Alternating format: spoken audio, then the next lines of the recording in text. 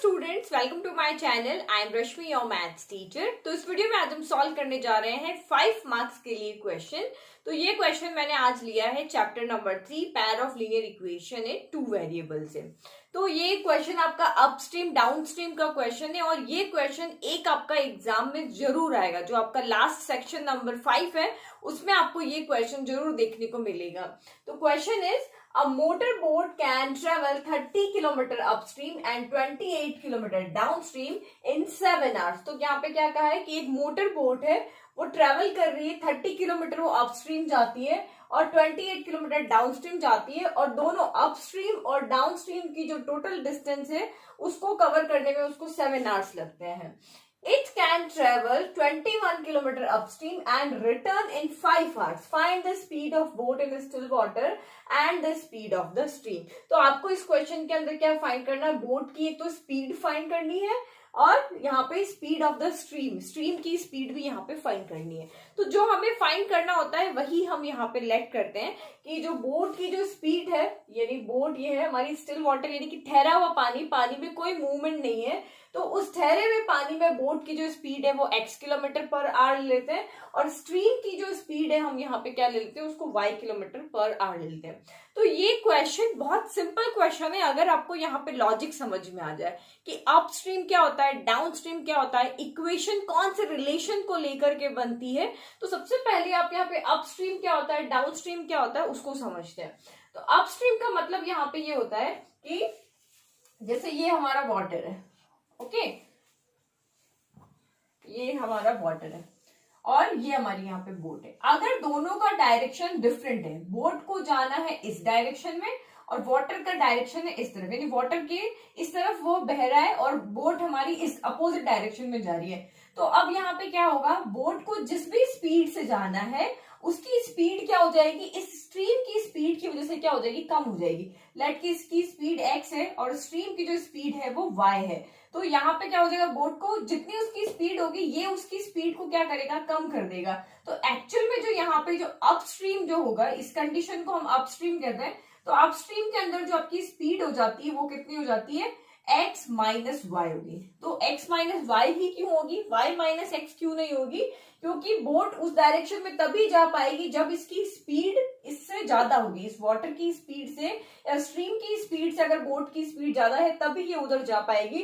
तो इस तरह के क्वेश्चन में हमेशा बोट की स्पीड को स्ट्रीम की स्पीड से ज्यादा रखना होता है, इसीलिए हमने यहाँ पे x माइनस वाई किया, ठीक है। और डाउनस्ट्रीम का मतलब यहाँ पे ये क्या हो गया कि अगर बोट इस डायरेक्शन में जा रही है तो और स्ट्रीम का डायरेक्शन भी इधर है, दोनों का सेम डायरेक्शन है, तो सेम डायरेक्शन यहाँ पे क्या करेगा कि बोट की जितनी भी स्पीड होगी तो ये स्ट्रीम की जो स्पीड होगी ये इसकी स्पीड को और बढ़ा देगी, क्योंकि ये भी इसी डायरेक्शन में जा रही है, बोट भी इसी डायरेक्शन में जा रही है, तो स्पीड यहाँ पे x plus y kilometre per hour हो जाएगी। तो ये चीज आपको यहाँ पे समझ में आ गई, बहुत अच्छी बात है। नहीं तो आप उसको याद कर लो कि अपस्ट्रीम में जो स्पीड होती है वो x minus y kilometre per hour होती है और डाउनस्ट्रीम में जो स्पीड होती है बोट की वो यहाँ पे क्या हो जाती है, यहाँ पे लिख लेते हैं, स्पीड क्या हो जाती है यहाँ पे x प्लस वाई, यहाँ पे ऐड हो जाता है, डाउन में ऐड हो जाता है और अप में यहाँ पे माइनस हो जाता है। ओके, अब हम यहाँ पे क्वेश्चन को देखते हैं। तो दो, क्योंकि लीनियर इक्वेशन यहाँ पे pair of linear equation in 2 variable है, तो 2 इक्वेशन यहाँ पे बनेगी, क्योंकि 2 वेरिएबल को सॉल्व करने के लिए 2 इक्वेशन चाहिए। तो 2 केस हमारे यहाँ पे है, केस फर्स्ट ये 7 आवर वाला और केस सेकंड हमारा ये 5 आवर वाला, ठीक है। तो सबसे पहले आप यहाँ पे देखो, जो हमें फाइंड करना होता है वही हम लेट करते हैं। तो पहले हम बोर्ड को 2 पार्ट में डिवाइड कर देते हैं, ठीक है। तो यहाँ पे हम सबसे पहले क्या करेंगे, let the speed of boat, let the speed of boat in still water, ठहरे हुए पानी में बोट की स्पीड हम ले रहे हैं x किलोमीटर पर आवर हो गया, ठीक है। फिर second, the speed of the stream, let the speed of stream, वो आपकी यहाँ पे कितनी है, y किलोमीटर पर आवर हो गया। तो ये हमारे दोनों हमने लेट कर लिया। अपस्ट्रीम में हमारी x माइनस वाई किलोमीटर हो जाएगी, ये एज इट इज आपको यहाँ लिख देना है, the speed of upstream x minus y kilometre per hour, और डाउनस्ट्रीम में स्पीड कितनी हो जाएगी, x plus y kilometre per hour हो जाएगी। नाउ केस फर्स्ट देखते हैं हम यहाँ पे। तो ये आपका हो गया केस फर्स्ट। तो केस फर्स्ट में आपको यहाँ पे क्या कहा है कि ये जो मोटर बोट है ये ट्रेवल कर रही है 30 किलोमीटर अपस्ट्रीम जा रही है, 28 किलोमीटर डाउनस्ट्रीम जा रही है और टोटल टाइम इसको 7 आवर लग रहा है। तो अपस्ट्रीम के टाइम को हम T1 ले लेते हैं, डाउनस्ट्रीम के टाइम को हम T2 ले लेते हैं और टोटल टाइम इसको यहाँ पे कितना लग रहा है 7 आवर्स लग रहा है। तो यहाँ पे एक तो सबसे पहली बात ये कि बच्चों को ये भी कंफ्यूजन रहता है कि हम इक्वेशन के इक्वल में क्या रखें, क्योंकि दोनों का ट्रैवलिंग टाइम आपको यहाँ पे दिया हुआ 7 आवर्स, तो हमने इक्वल में 7 आवर्स ले लिया। तो क्योंकि अगर राइट में अगर टाइम है तो लेफ्ट में भी टाइम होगा, ठीक है। तो एक रिलेशन यहाँ पे आपको और याद रखना है कि time equal to distance upon speed, ये रिलेशन होता है तीनों के अंदर कि time equal to distance upon speed होता है। तो फर्स्ट वो जा रही है अपस्ट्रीम, अपस्ट्रीम जाने के लिए डिस्टेंस कितना ट्रेवल करना है 30 किलोमीटर और स्पीड कितनी है, स्पीड उसकी अपस्ट्रीम है तो स्पीड ये वाली हो जाएगी। तो यानी कि T1 के लिए डिस्टेंस आपकी हो गई है 30 और स्पीड उसकी अपस्ट्रीम है तो अपस्ट्रीम यानी x माइनस वाई, फिर प्लस फिर 28 किलोमीटर जा रही है डाउनस्ट्रीम तो डिस्टेंस हो गया यानी T2 टाइम के लिए डिस्टेंस आपका 28 हो गया और आपका यहाँ पे डाउनस्ट्रीम जा रही है तो स्पीड आपकी यहाँ पे हो जाएगी x प्लस वाई। तो ये हो गई आपकी x प्लस वाई और दोनों को ट्रेवल करने में टोटल इसको और इसको अपस्ट्रीम और डाउनस्ट्रीम को ट्रेवल करने में टोटल आपको 7 आवर्स लगे। तो ये हमारी इक्वेशन नंबर 1 होगी। बहुत सिंपल है, हमने अपस्ट्रीम देख लिया, डाउनस्ट्रीम देख लिया, इक्वेशन हमने यहाँ पे लिख दिया, इसके अकॉर्डिंग हमने यहाँ पे T1 T2 की वैल्यू रख के हमारा केस फर्स्ट के अकॉर्डिंग ये इक्वेशन बन गई। नाउ केस सेकंड देखो तो यही हमारा यहाँ पे ट्रिकी है जहां पे बच्चे सबसे ज्यादा मिस्टेक कर रहे हैं। It can travel 21 kilometre upstream. अब ये 21 किलोमीटर अपस्ट्रीम जाती है तो लेट इसका टाइम हम T3 ले लेते हैं एंड रिटर्न इन 5 आवर्स और 5 आवर्स में ये वापस आ जाती है, ठीक है, जाती है और वापस आती है तो टोटल इसको टाइम लग जाता है यहाँ पे 5 आवर्स। अब बच्चे यहाँ पे क्या गलती करते हैं कि ये जो आने का रिटर्न का जो टाइम है वो ऐड नहीं करते हैं, वो ओनली एक ही टाइम यहाँ पर ले लेते हैं, सिर्फ अपस्ट्रीम का टाइम ले लेते हैं और ये रिटर्न वाला टाइम यहाँ पे भूल जाते हैं और इक्वेशन बना लेते हैं। तो ये यहाँ पे इसलिए क्योंकि इन्होंने कहा ही नहीं है कि वो रिटर्न कैसे आई है, अपस्ट्रीम आई है डाउनस्ट्रीम आई है। तो ये लॉजिक है जो आपको सोचना है। अब यहाँ पे देखो ये स्ट्रीम है, बोट अपस्ट्रीम में गई है यानी बोट इस तरफ गई है, वाटर का जो डायरेक्शन है वो इस तरफ है। अब ये इधर गई है, अब वापस इस तरफ आएगी, जब ये वापस रिटर्न होगी तो इस तरफ गई है, रिटर्न वापस जहां से गई है वहीं वापस आएगी। तो जब ये वापस आती है तो स्ट्रीम का डायरेक्शन और बोट का डायरेक्शन दोनों क्या हो जाते हैं, सेम हो जाते हैं। सेम होते हैं इसका मतलब वो डाउन स्ट्रीम में आएगी। तो ये लॉजिक आपको आपके माइंड में बिठाना है क्वेश्चन आने का कि अगर वो अपस्ट्रीम में गई है तो वो आएगी डाउन स्ट्रीम में। आपको डिस्टेंस नहीं दिया हुआ, दैट मीन्स कि जो डिस्टेंस उसने ट्रेवल किया था जाने के लिए उतना ही डिस्टेंस उसने आने के लिए ट्रेवल किया है। तो ये T3 प्लस T4 यहाँ पर होगा, ठीक है। तो ये इसीलिए मैंने ये वाला क्वेश्चन लिया क्योंकि यहाँ पे थोड़ा सा बच्चों को क्या हो जाता है, कंफ्यूजन हो जाता है। तो अब T3 के लिए तो T3 हमारा कौन सा 21 किलोमीटर अपस्ट्रीम जाती है तो डिस्टेंस हो गया आपका 21 किलोमीटर और अपस्ट्रीम जा रही है तो अपस्ट्रीम में स्पीड आपकी यहाँ पे क्या हो जाती है x माइनस वाई, फिर प्लस T4 तो सेम डिस्टेंस वो कवर कर रही है 21 किलोमीटर। लेकिन हमने अभी क्वेश्चन के अंदर मैंने एक्सप्लेन कर दिया कि अगर वो अपस्ट्रीम में गई है तो आएगी वो डाउन स्ट्रीम के अंदर। तो डाउन स्ट्रीम की स्पीड यहाँ पे लिख देंगे x प्लस वाई और टोटल 5 आवर्स उसको लगते हैं। तो ये इक्वेशन हो गई हमारी 2। तो फर्स्ट कैसे क्वेश्चन को करना है वो समझ में आ गया, अपस्ट्रीम डाउन स्ट्रीम कैसे लिखना है, केस के अकॉर्डिंग इक्वेशंस कैसे बनानी। अब बस इन इक्वेशंस को हमें सॉल्व करना है। तो इसके लिए आप यहाँ पे देखो कि हमें एक इसकी लीनियर इक्वेशन की जनरल इक्वेशन यहाँ पे पता होनी चाहिए। अगर जनरल इक्वेशन आपको पता है तो आप इजीली इक्वेशन को सॉल्व कर पाओगे। तो हमारी यहाँ पे जनरल इक्वेशन होती है इस फॉर्म में ax plus by plus c equal to 0। हमें इस इक्वेशन, दो इक्वेशन होती है हमारी a1x plus b1y plus c1 equal to 0 और a2x plus b2y plus c2 equal to 0। तो हमें इन इक्वेशंस को सॉल्व करने का मेथड पता है, हमारे पास इसके तरीके हैं, हमारे पास मेथड है, सब्स्टिट्यूशन मेथड है, एलिमिनेशन मेथड है, क्रॉस मल्टीप्लिकेशन मेथड है या फिर हमारे पास ग्राफिकल मेथड है। बट इन इक्वेशंस को सॉल्व करने का हमारे पास कोई तरीका नहीं है। तो जब भी इस तरह की कोई इक्वेशन आती है जिसमें दो वेरिएबल है बट वो यहाँ पे जो आपका वेरिएबल है वो ऊपर होना चाहिए, तो अगर वो नहीं है तो हम उसको उसमें चेंज कर सकते हैं किसी और वेरिएबल को लेट करके। तो जैसे आपका यहाँ पे इक्वेशन है ये 30 अपॉन एक्स माइनस वाई, ये इक्वेशन है ना हमारी। तो इसको हम यहाँ पे क्या लिख सकते हैं, 30 into 1 upon x minus y लिख सकते हैं। और ये 28 अपॉन एक्स प्लस वाई को 28 into 1 upon x plus y इस तरह से लिख सकते हैं। तो इसको हम कोई और वेरिएबल यहाँ पे लेट कर लेते हैं। हम लेट कर लेते हैं कि 1 अपॉन एक्स माइनस वाई जो है वो हमारा u है और 1 अपॉन एक्स प्लस वाई है वो हमारा यहाँ पर v है। तो हम इसी को यहाँ पे लेट कर लेते हैं। ये मैं दूसरे कलर से लिख लेती हूँ, let 1 upon x minus y equal to u and 1 upon x plus y equal to, मैंने यहाँ पे ले लिया v। तो अब हमारी इक्वेशन को हम जनरल फॉर्म में चेंज कर सकते हैं इस फॉर्म में, क्योंकि मैंने यहाँ पे लेट कर लिया। तो अब ये इक्वेशन मेरी यहाँ पे क्या हो जाएगी, देखो 30 अपॉन एक्स माइनस वाई को हमने ऐसे लिखा, तो 30 into 1 upon x minus y की जगह हम यहाँ पे u लिख लेते हैं। तो इक्वेशन बन जाएगी मेरी 30u plus 28v equal to 7। ये इक्वेशन मेरी यहाँ पे बन गई थर्ड। और ये वाली इक्वेशन क्या बन जाएगी, 21 into 1 upon x minus y, तो ये हो जाएगी 21u plus 21v equal to 5। ये इक्वेशन मेरी बन गई 4। तो ये अब मेरी जनरल इक्वेशन की फॉर्म में आ गई है। अब मैं इनको यहाँ पे सॉल्व कर सकती हूँ, चाहे तो मैं एलिमिनेशन मेथड लगाऊं, चाहे मैं सब्स्टिट्यूशन मेथड लगाऊं, जो मेथड आपको इजी लगता है उस मेथड से लगा के और आप इस इक्वेशंस को सॉल्व कर सकते हो। तो मैं इसको एलिमिनेशन मेथड से सॉल्व करती हूँ। एलिमिनेशन मेथड से सॉल्व करने के लिए मुझे क्या करना पड़ेगा, कोएफिशिएंट्स इनके इक्वल करने पड़ेंगे, चाहे तो u के करें चाहे v के करें।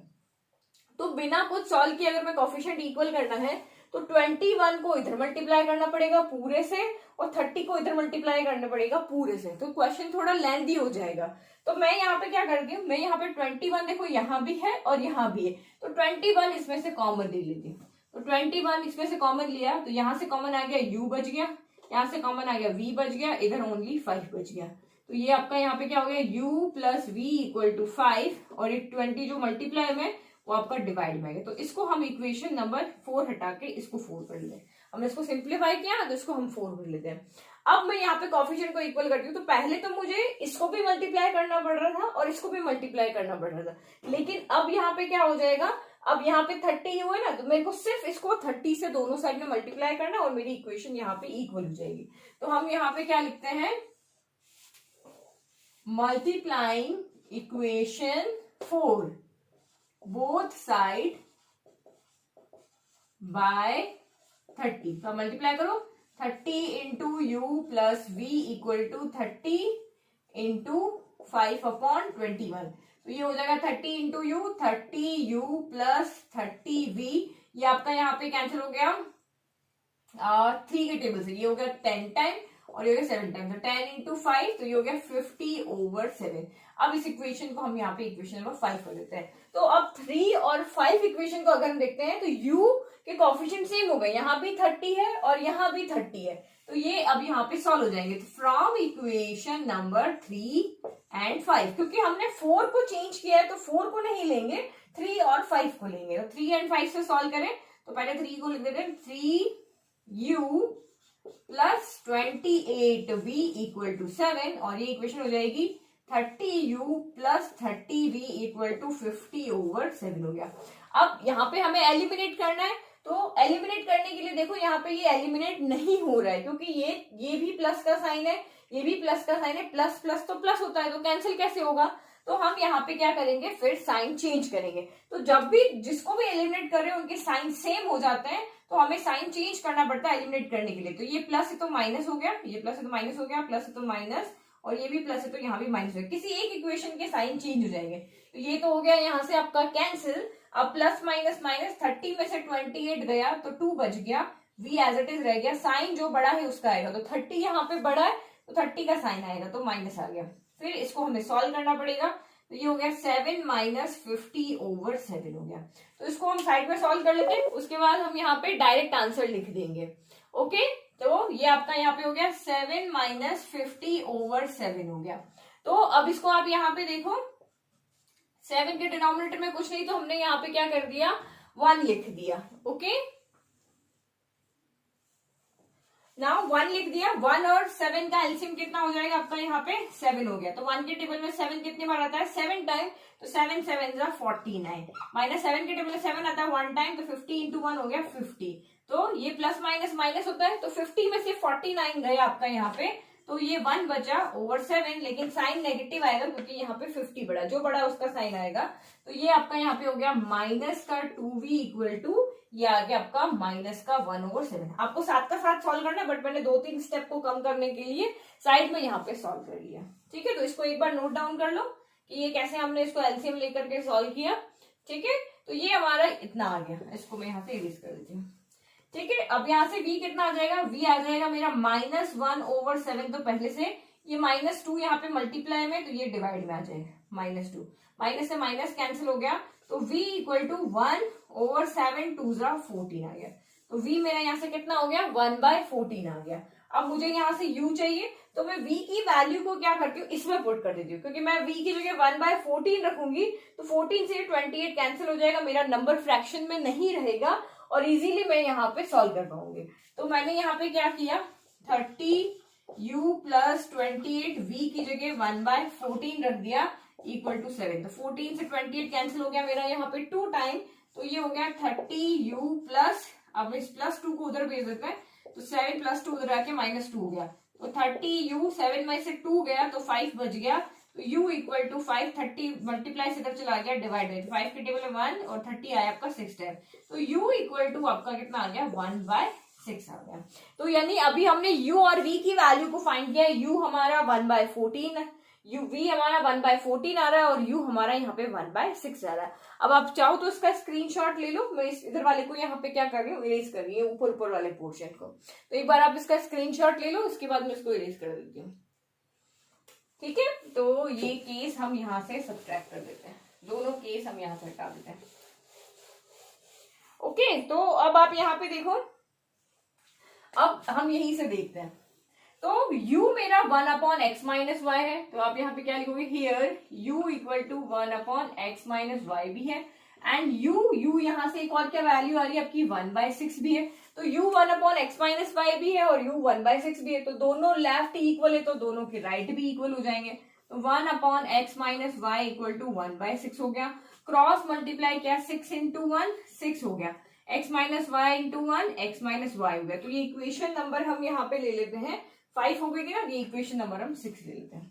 ठीक है, नाउ अब यहाँ पे फिर से देखो, also v equal to 1/x + y है एंड v इक्वल टू यहाँ पे 1/14 भी है, तो दोनों के लेफ्ट इक्वल है तो अगेन दोनों के राइट इक्वल हो जाएंगे, तो 1/14 इक्वल टू 1/x + y हो गया, तो क्रॉस मल्टीप्लाई किया x + y × 1 x + y हो गया, 14 × 1 आपका यहाँ पे क्या हो गया 14 हो गया, तो इक्वेशन 7 हो गया। क्योंकि हमें u और v की वैल्यू नहीं फाइंड करनी, हमें x एंड y की वैल्यू फाइंड करनी, तो हमें इसको फिर से यहाँ पे सॉल्व करना पड़ेगा कि ये जो आपकी u v की वैल्यू है उसको इससे इक्वेट करके इन इक्वेशन को x y की फॉर्म में चेंज कर दिया। अब इन दोनों इक्वेशन को हम सॉल्व करेंगे तो हमारी यहाँ पे क्या वैल्यू आ जाएगी, x और y की वैल्यू आ जाएगी, तो इसको भी हम यहाँ से इरेज कर देते हैं ताकि हम x और y की वैल्यू को फाइंड कर सकें। तो now from 6 and 7, equation number 6 and equation number 7, तो 6 इक्वेशन क्या है x - y इक्वल टू 6 और 7 इक्वेशन क्या है x + y इक्वल टू 14। तो आप देखो, अगर आपको x को एलिमिनेट करना है, क्योंकि कॉफिशिएंट दोनों x के भी सेम है और y के भी सेम है, दोनों के कॉफिशिएंट यहाँ पे क्या है 1 है, x को एलिमिनेट करना है तो साइन चेंज करना पड़ेगा क्योंकि ये भी प्लस था ये भी प्लस था, बट y को एलिमिनेट करना है तो साइन चेंज नहीं करना पड़ेगा क्योंकि एक नेगेटिव एक पॉजिटिव है, तो ये यहाँ पे क्या हो रहा है डायरेक्ट ही एलिमिनेट होगा। ठीक है, ये यहाँ पे डायरेक्ट एलिमिनेट हो गया। अब ये देखो x + x तो 2x हो गया, 2 टाइम x है तो 2x हो गया, 14 + 6 तो ये आपका यहाँ पे हो गया 20। तो मुझे यहाँ से x की वैल्यू चाहिए, तो x इक्वल टू यहाँ से कितना हो गया 20, यहाँ पहले से 2 यहाँ मल्टीप्लाई में, तो ये डिवाइड में गया, 2 से 20 कैंसिल 10 आ गया, यानी x इक्वल टू 10 आ गया, यानी कि स्पीड ऑफ बोट की स्पीड यहाँ पे कितनी आ रही है 10 km/h आ रही है। ठीक है, अब y की वैल्यू देखते हैं, ये इससे हमेशा क्या कम आनी चाहिए, तो x की वैल्यू को मैं यहाँ पे 7 इक्वेशन में पुट कर देती हूँ, तो ये यहाँ लिखते हैं putting x equal to 10 in equation number 7, तो ये हो गया आपका यहाँ पे 10 + y इक्वल टू 14, तो this implies y equal to क्या हो जाएगा 14 प्लस का 10 इधर आया माइनस का 10 हो गया, तो 14 - 10 आपका यहाँ पे कितना हो गया 4 आ गया। तो y इक्वल टू आपका यहाँ से कितना हो गया 4 किलोमीटर पर आवर। तो x प्लस वाई आपका 14 आ रहा था, तो देखो 10 प्लस 4 भी आपका 14 हो रहा है। इस तरह से आप इसको चेक भी कर सकते हो। तो यानी कि स्पीड ऑफ बोट कितनी आ रही है 10 किलोमीटर पर आ रही है, और स्पीड ऑफ स्ट्रीम कितनी आ रही है 4 किलोमीटर पर आवर आ रही है। तो इस तरह से आपको 4 मार्क के क्वेश्चन को सॉल्व करना है। सारे स्टेप्स आपको लिखने हैं, जो भी मैंने आपको बोर्ड पे लिखकर बताया एज इट इज आपको एग्जाम में लिखना है। फाइनल आंसर जरूर लिखना है। Hence the speed of boat is 10 kilometre per hour and the speed of stream is 4 kilometre per hour. तो आई होप आपको ये क्वेश्चन अच्छे से समझ में आए। इस तरह के क्वेश्चन की आप अच्छे से प्रैक्टिस करो। 8-10 क्वेश्चन को अगर आप अलग अलग कंडीशन के सॉल्व कर लोगे तो एग्जाम में कहीं से भी क्वेश्चन आए आप इजीली उसको सॉल्व कर पाओगे। Okay, thank you.